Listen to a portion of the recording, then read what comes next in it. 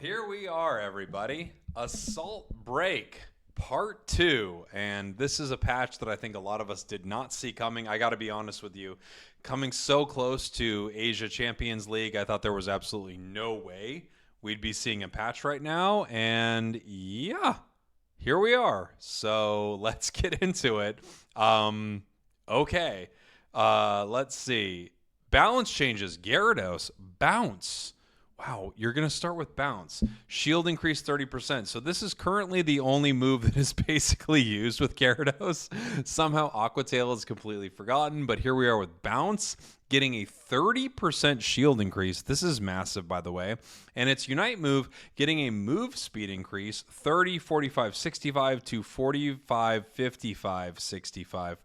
Bounce often left Gyarados vulnerable while charging, making it difficult to execute effectively without catching opponents off guard. To improve its, thank you, Windows alert.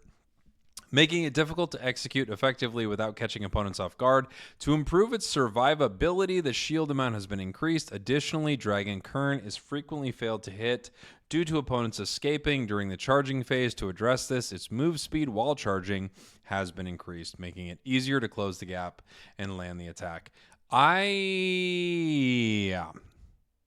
do I even begin with this buff on Gyarados? So the first thought I have here is fine, fair. Gary is not the best defender in the game. And I said defender instead of all-rounder. What are we doing here when we are deciding that its Unite move and Bounce are getting buffs, but the part of its kit that is absolutely never used is not getting touched at all? Moving on. Leafeon, Defense Pen, 0 to 60. Okay, all right. So, no way. Do we have that for Zeraora too? I see Zeraora down here. We basically have the Speedster buffs being moved out to every Speedster right here. Leafeon getting the defense penetration buffs 0 to 60, level 1 through 15. These are the Speedster buffs. This is actually kind of insane given how competitive this Pokemon is. Razor Leaf getting a damage buff while returning by 10%. And then Leaf Blade getting a move speed reduction from 30 to 40. To further emphasize the Speedster role, Leafeon has gained the ability to ignore a portion of the opponent's defense. Both movesets had a low win rate. Yeah. So Razor Leaf's damage has been increased for better damage output, and Leaf Blade's move speed reduction effect has been buffed to make it easier to follow up with Solar Blade. I'll give you Leaf Blade here. I'll kind of give you the defense pen, but I have to say, in a competitive landscape, I am worried about Leafeon right now. This is going to be extremely powerful. I got to see Zeraora. Do they do the same thing? No. Okay. Basic attack speed, 0 to 7.7%. I never know what this means. I have to be honest. When I read these attacks, like it was the same thing with Cram. I don't know. Is this significant or not? I mean, it's something. Wild Charge goes from a 9 to 8 second cooldown. Both of Zeraora's movesets had low win rates. So its attack speed increased to make normal attacks smoother after Spark and allow for higher damage output after Volt Switch. Fair enough. Wild Charge was difficult to use due to its high risk when missed, so its cooldown has been reduced. Note, Zeraora already had Defense Pen. I didn't even know that. Did we know that? I'm sorry. Did we know this?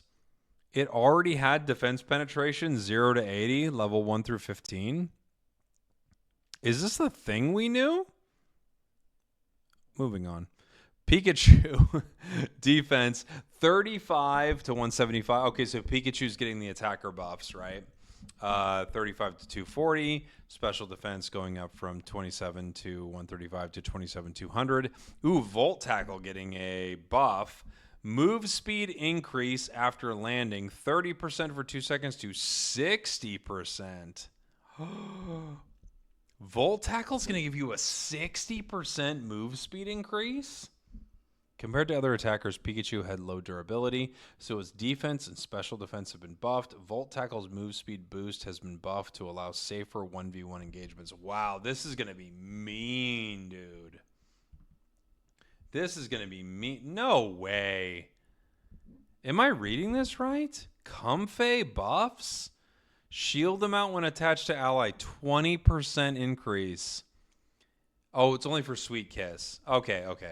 Sweet Kiss had a low win rate and usage rate, so its shield effect and move speed increase have been buffed. Okay. At least it's for the move set that nobody uses. Fine. If you're going to start using Sweet Kiss Comfey, I mean, you've got your own problems.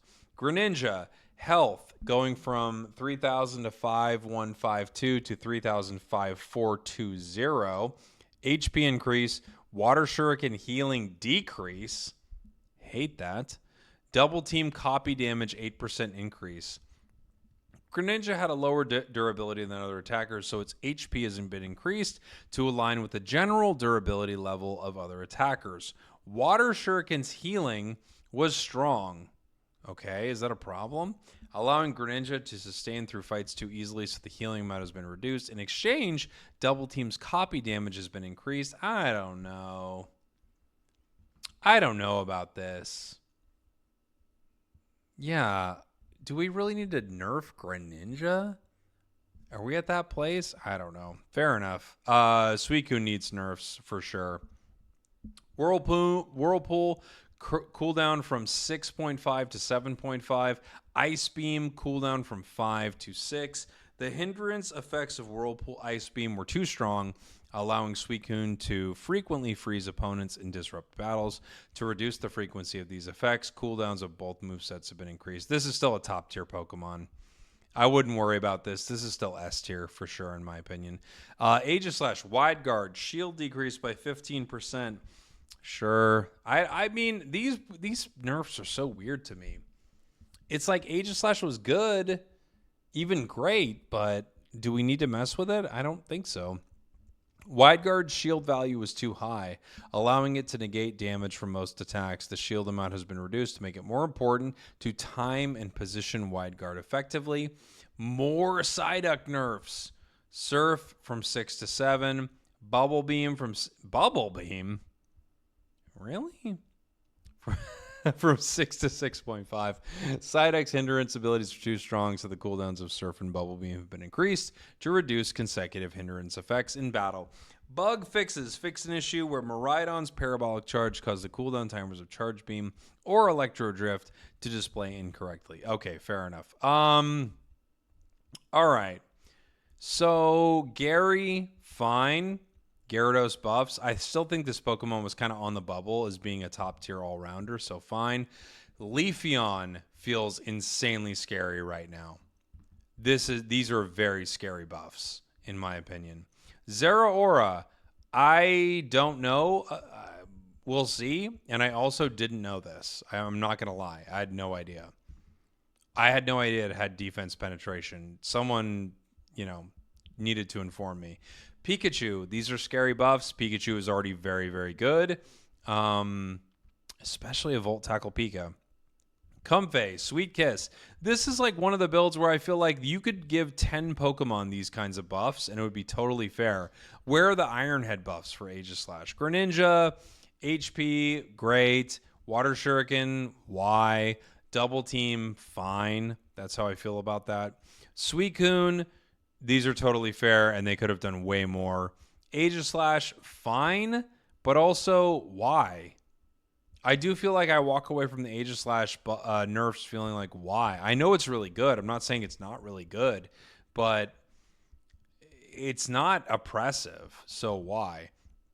Psyduck, very fair. This thing is incredibly good, so I think that's what you have to do with it. I did not expect a patch like this to be dropping right now. Especially so close to ACL. Maybe we see some Gary play. Leafeon is definitely in the conversation right now. This is the big change in this patch for me, is Leafeon. Let me know what you think in the comments. Thanks for watching. Thanks for listening.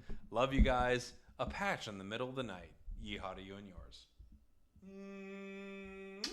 We did it.